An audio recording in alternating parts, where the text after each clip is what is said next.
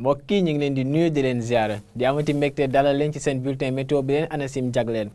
boo leen xoolee ayu bési du ñu jot a nemmeeku ci wàllum ndoxu taw daanaka du dara moo tax ñi ngi jëm ci njeexitalu nawet gi te looloo tax nag tàngoor la ñuy gën a yëg fan yi te tàngoor googu noonu incha allah dina fi desandi fii ba weekend bi di jeex te ca noonu nag dinañu gis ne température yi dinañu kawe lool ci yenn gox yi bu ñu xoolee animation satellite bi mbokk yi dinañu gis ni ba léegi niir yi dinañu wéy di ko nemmeeku ci yenn pàccu réew mi comme boo leen xoolee naataal gi ànd ak tamit ngelaw goo xam ne dina ëpp réew mi nar a jugee boori penk donc ca noonu nag ci loolay waral ñuy yëg tàngoor bi nga xam ne mooy jugee ci désert bi nar a ñëw ba ci réew mi fii ak mën nañu wax weekend bi di jeex te ca noonu nag prévision yi dañuy firndeel ay température yoo xam ne ci guddib tey jii dinañu kawe ba léegi ca soowu réew mi diggante Ndakaaru ak Thiès waaye tamit ca bët gànnaaru réew mi ndax dinañu gis ni température minimale yi dinañu àgg foofu ca 20 degré ak juróom benn ca gox yu ci mel ni Ndakaaru Thiès ba sax bët gànnaar te ca noonu nag digg réew mi foofee lañ nar a nemmeeku température yi nga xam ne ñoo nar a gën a néew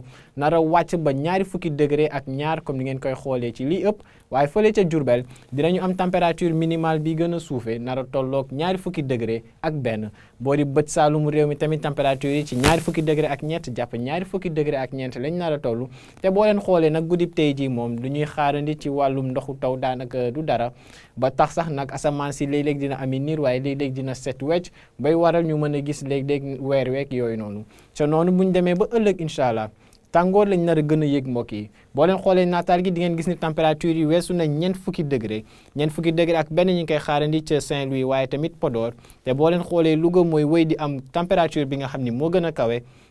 nara tolloog 20 degré ak ñaar diggante Linguère jàpp Matam température fanweeri degré ak juróom ñett dinañ ko fa nemmeeku comme maximal lu ëllëg incha allah te ba léegi tamit ci digg réew mi température yi dinañu weesu fanweeri degré ak juróom ba àgg ci fanweeri degré ak juróom ñaar comme ni ngeen koy gisee boori Kaffrine wala boori Thiès ca Ndakaaru ak Mbuur température yi donte duñu weesu fanweeri degré ak ñett mën ngeen jàpp ni ba léegi tàngoor gi dina fi desandi bu baax ba war a tax sax nag ñu yëg ko carrément diggante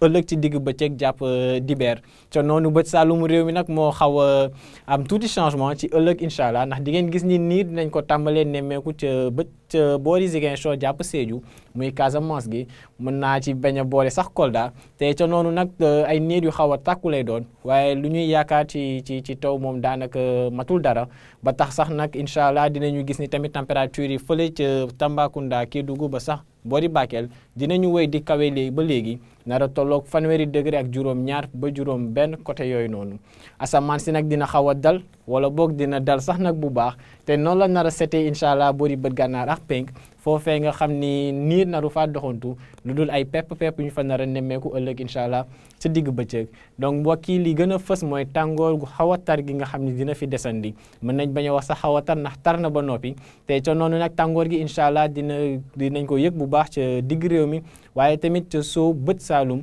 ak yi penk te ca noonu même ba ca soo fi nga xam ne température yi gën a néew yi ëllëg incha allah foofu lañ leen yaakaar ba léegi tàngoor gi dina fa desandi bu baax ba war a mën a tax ñu yëg ko incha allah ëllëg ci digg bëccëg lii moo gënoon a fës ci ngeen indil tey mbokk yi